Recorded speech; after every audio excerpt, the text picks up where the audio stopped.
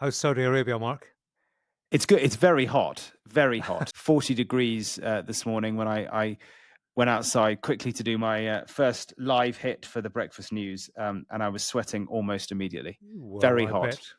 Do you get a lanyard on this trip? You know, I a kind think, of Trump Saudi yeah, lanyard? I think I might get a few of those. What's your favorite lanyard? Which one would you go into a burning building to retrieve? Well, my wife would take them all into a burning building and destroy them.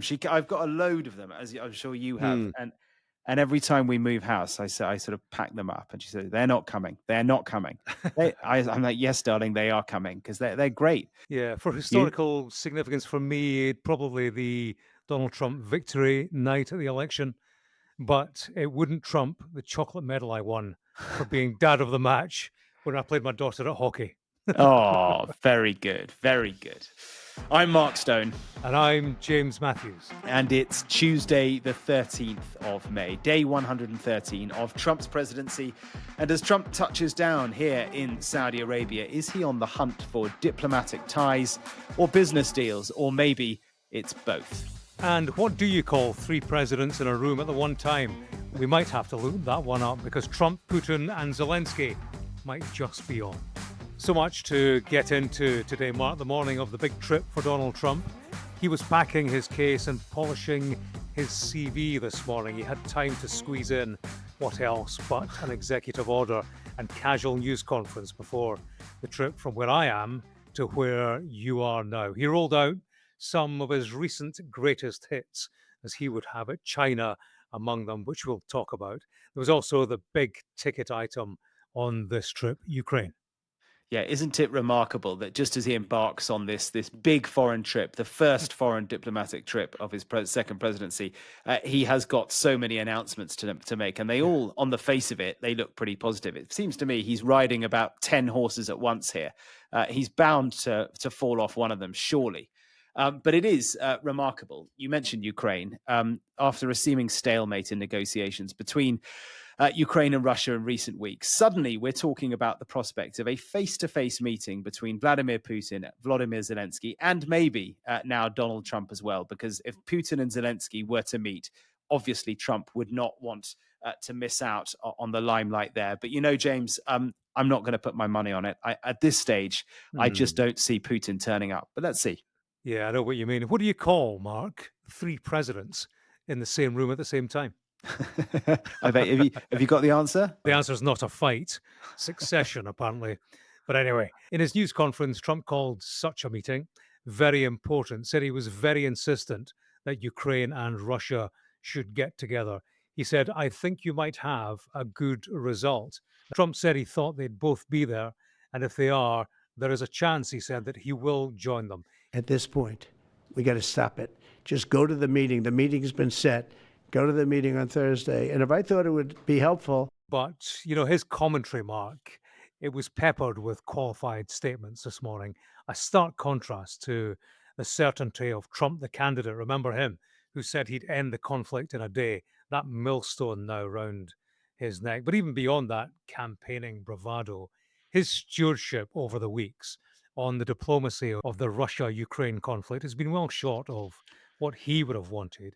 And, you know, for all the warmth towards Vladimir Putin, he's been given the cold shoulder in return. Here we are, 4 days out from this supposed showdown meeting, and still he doesn't appear to know if Putin will turn up. And yet, publicly, at this news conference, you know, he's talking about possibly getting on a flight.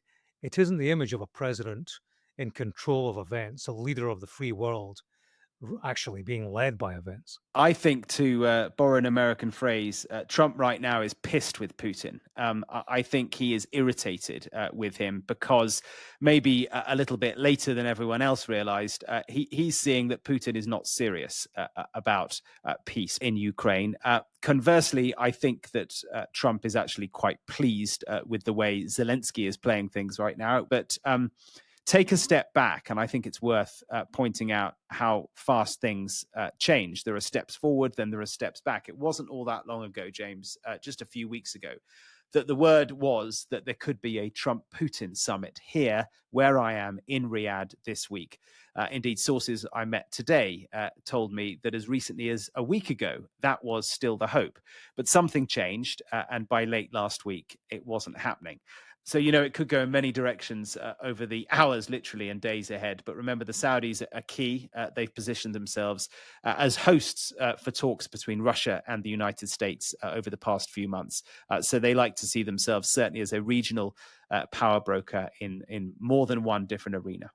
But for all the headlines over the course of this week, if Putin doesn't turn up to a meeting, if he's seen to snub Donald Trump, then that is the major headline, the major takeaway, I think, from this Middle Eastern trip. Beyond the investments, beyond the other politics, I think the political headline would be the Putin snub and, frankly, the Putin humiliation of Donald Trump. Yeah, and then, James, the pressure is right back on Trump. How does he play this if Putin doesn't bother to turn up to this summit that Trump has said he really ought to be at? Yeah, the man who would put himself on Putin's side, the question is he in Putin's pockets?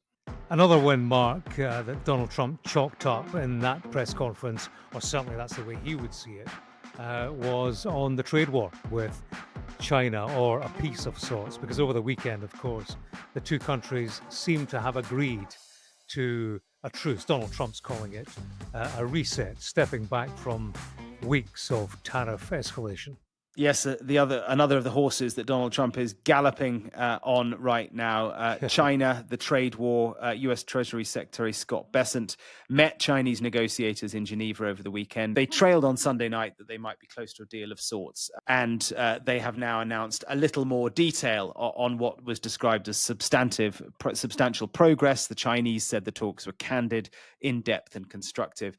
Now we've got confirmation of a 90-day pause in reciprocal tariffs starting this coming Wednesday. Yeah, it's a bit complicated. Some tariffs are being scrapped altogether, others frozen for 90 days. But the result is that US tariffs on most Chinese imports, they will fall from the current 145% to 30%.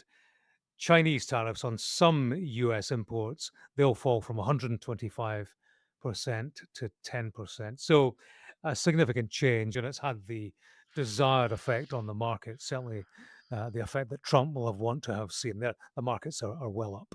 Yeah, they are. News of the pause went down very well on Wall Street. The stock market seeing their biggest jump in months as they opened on Monday morning.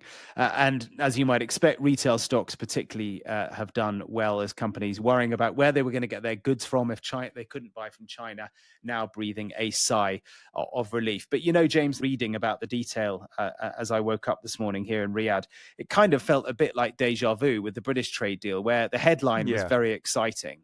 But actually all that's really happened is that between Liberation Day, as Trump called it, and now he's marched everyone up to the top of the hill, then marched them all back down again, and we're not actually in any really different position from where we were just before Liberation Day. The only difference is that Trump feels like he's kind of called everyone to heel. Yeah, well, he's kind of stopped the bleeding, hasn't he? I mean, he might be framing this as a win, and there's no doubt there is a route forward where there wasn't before, wherever that is going to take us. But critics, make no mistake, they're calling this a climb down, nothing less, at a time when the transportation of Chinese imports was starting to dry up. Americans were staring down the barrel of empty shelves, increased prices. Opponents are saying Trump was very much bounced into this move, with the Chinese who hadn't blinked throughout. So, yeah, it's a reset, no doubt. But for all the talk of a fix, the question is whether the president has merely fixed a problem that he himself created. Look, I think it's a case of both sides climbing down to a certain extent, neither side wanting to lose face. Beijing urged the United States to completely rectify the mistake of unilateral tariffs and work together to inject more certainty and stability into the global economy. So says the Chinese Ministry of Commerce. So I think it's a case of both sides claiming the higher ground, neither, James, wanting to lose face. Let's see where it goes from here. Now, from China to the Middle East, where clearly Donald Trump is going to be very pleased with the headlines because genuinely good news emerging from a place where there isn't much of that. The last living Israeli-American hostage held by Hamas has been released. Big news, remarkable in a number of ways. His name is Eden Alexander. He was only 19 years old when he was taken hostage on October the 7th, 2023, in the Hamas attacks. He was handed over to the Red Cross and then to the Israeli forces on Monday afternoon after over 500 days in captivity. Yeah, his release was secured by the United States negotiating with Hamas without Israeli involvement, and it's not part of a wider ceasefire agreement. Steve Witkoff, Trump's envoy, he flew to Israel for this release. And Mark, the Israelis out in the cold on this one, yeah? Yeah, just I'm going to pick you up on something, James. You called I called Steve Witkoff Trump's Swiss Army knife a few weeks ago, and you said a Swiss Army knife may be made in China. Well, Yeah, made in Taiwan. It worked the first time, never again. well, actually, it is working, isn't it? He never ceases to surprise people. He does seem to have a way. And it has come out again with his work on dealing with Hamas to get this hostage out. It is designed, I think, to jumpstart the ceasefire talks. So although it's not attached to the ceasefire talks at the moment, it's designed to get them going again. And frankly, I think it comes after the Americans have kind of lost a bit of patience with the Israelis. This is an attempt, I think, to show the Israelis that there is an alternative to their renewed plan to roll their military back into Gaza. The Israelis naturally are saying, well, it's precisely because we said we were going to go back into Gaza that Hamas has now decided to release this hostage. Either way, it is very encouraging news and predictably convenient timing for Donald Trump as he arrives here in the region. Now, Mark, you're going to be chasing Donald Trump all over the Middle East, yeah? Chasing Air Force One? Yeah, because we're not on Air Force One. We are in the wider press pool, as it's known, or press bubble. So we will be on a separate plane from, I don't know, a couple of flights, I think. It depends, though, and actually we don't know, because if Trump ends up in Istanbul, maybe we will as well. Who knows? Quite the journey, because you've heard this story about Air Force One, haven't you, and the Qataris? Yes, they want to give the Donald a present.